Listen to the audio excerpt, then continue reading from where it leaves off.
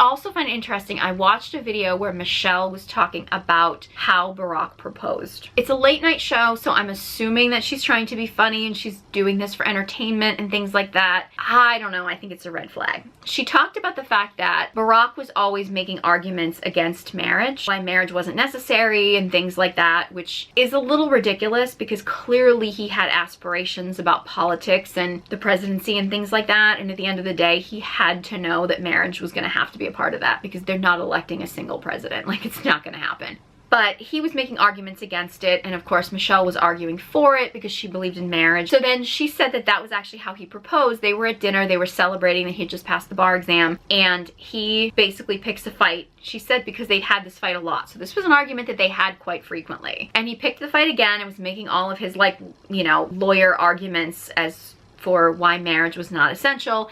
And like she says, I'm a lawyer, so I can give my arguments back. So like clearly they have this kind of like competitive relationship dynamic, which is very like masculine, which is usually a sign that a relationship is not going to have a sexual polarity there, because they clearly both are in a lot of masculine energy.